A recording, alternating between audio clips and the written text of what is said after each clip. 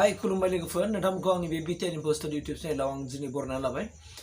लोगोफोर जे नोंथांमोननि गेजेराव मोनसे दुखुनांथाव रादाब होनो नागिरदों जोबोद दुखुनांथाव खौरां नोंथांमोना थाम्बनेलाव नुखादों सासे मानसिनि फट' मानोना बे फट'आ सोर लोगोफोर नोंथांमोनाथ' निश्चय मिथिया जानो हागौ बेयो जाहैबाय सासे फोरोंगिरि बियो कुसुगाव पाब्लिक हाई स्कुलाव हिन्दी आयदानि फोरोंगिरि बियो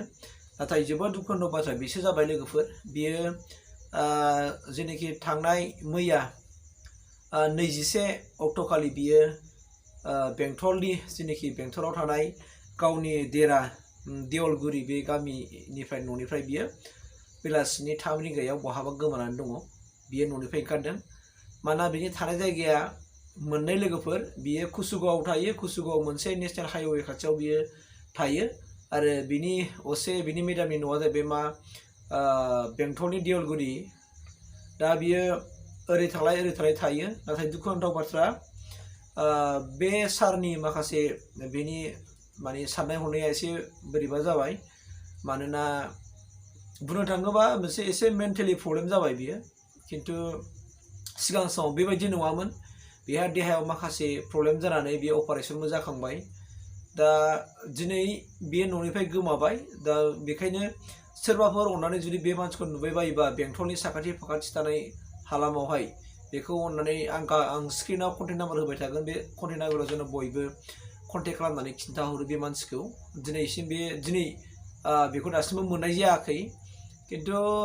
मानसिफ्रा बुंनाय बायदिब्ला मिथिनो मोननाय बायदिब्ला बियो अट' गाखोनानै थांदों होननानै बुंदों अबेजों थांदों मिथिया मानोना बियो गावखौनो खुनु मोनसे थाल लानो हाला बेबायदि अबस्था दङ बेखौ नायग्रा सासे दोननाय जादोंमोन किन्तु बे नायग्रायाबो अबेबा मोनसे बेस्टआव थानायखाय बेखौ नायस्लाबनो हायाखै होननानै मिथिनो मोननाय जादों दा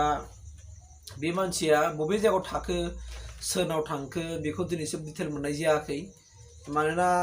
बे थांथावथाव जेनेखि जाथि खुरमा बे जाथि खुरमानि न'आव बेखौ कन्टेक्ट खालामनाय जादों सोंहरनाय जादों दंहैयो नामा होननानै नाथाय जाथि खुरमाफ्राबो जायनाव थांथावथाव मोनदों बै न'खरनो सोंहरनायाव बेखौ गैया होननानै फैयाखै होननानै खिन्थाहरदों होननानै आंनिसिम खौरां फैदों आरो बे बिथांमोननि न'खरनिफ्राय आंखौ मोनसे बे भिडिअ बानायनो खावलायदों जे बेनि सायाव भिडिअ बानायनानै बिनि मुङा जाहैबाय मा अमरेन्द्र नार्जारि होननानै बुङो बे जाहैबाय मा बेंटल देवलगुरिनि पस्ट बेंटल डिस्ट्रिक्टआ चिरां दा आङो कन्टेक्ट नाम्बारखौ होखाबाय मानोना बे सारखौ आङो मोजां सिनायो मानोना बियो कुसुगाव जोंनि हालामनिनो बे कुसुगाव मोनसे पाब्लिक हाई स्कुल दङ बे पाब्लिक हाई स्कुलाव बे हिन्दी आयदानि फोरोंगिरि बियो फोरोङो दुखुनांथाव बाथ्रा बेसो जाबाय दिनै हरखाब बे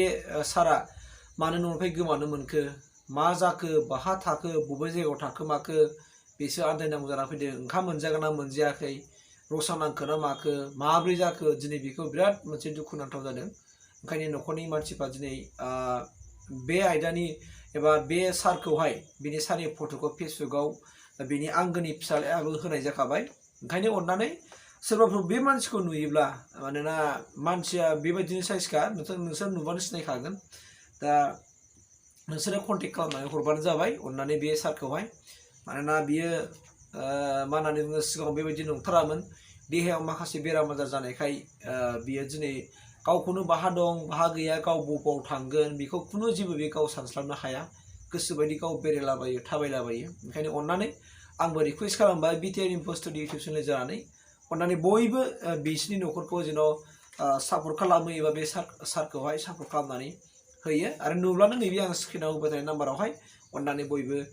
कन्टेक्ट खालामनानै खिथाहरनो थाखाय आंनि साइडनिफ्राय बेखिनिखौ आं खावलायनाय जाबाय गोजोन्थों।